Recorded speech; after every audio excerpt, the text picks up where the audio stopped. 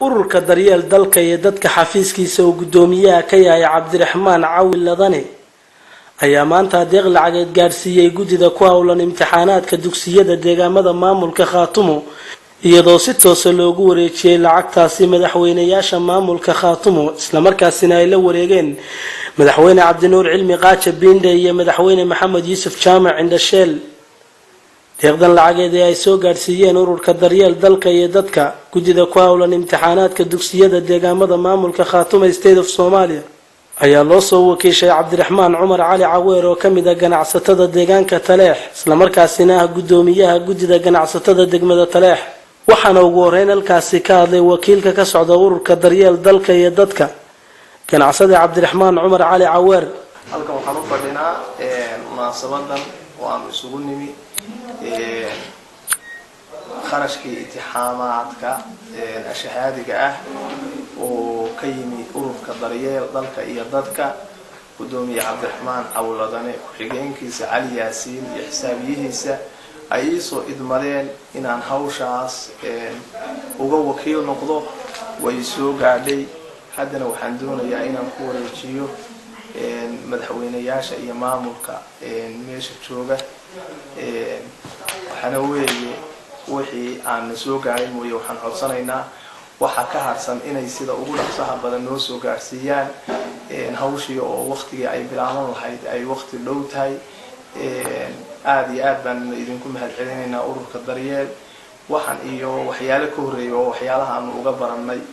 oo ay aad uga qabteen haddana aad iyo aad baan idinku mahadcelinaynaa waan idin soo dhaweynaynaa waad u dhalateen marka sidaas aanu hawshan ugu fadhinaa meesha waxaan ku wareejinayaa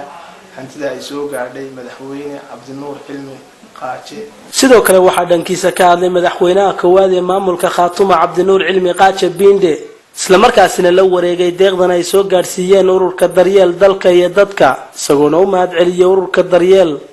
Cabdiraxmaan Caweer isagoo oo u dhaxeeya wakiilna u ah hay'adda daryeel lacagtii uu ii dhiibay iyo deeqdii ay soo direen daryeel waan ka gudoomay waxaana ku sii wareejinayaa hawlwadeennada hawsha ku shaqada leh daryeelna waa u mahadnaqaynaa waa waxtar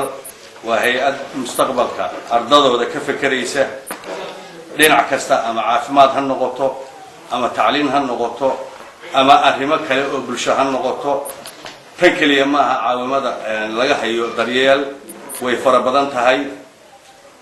horay u soo gaadhay maamulka iyo odayaashaba horay u soo gaadhay waa ku mahadsan yihiin waxaan se leeyahay hawlka madaale wali waa hogadii hawlka madaale wali waa hogadii wali arrintii ma dhawa waad sii wadaysaan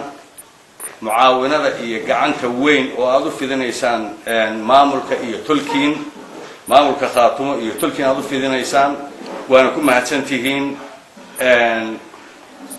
walina hawshii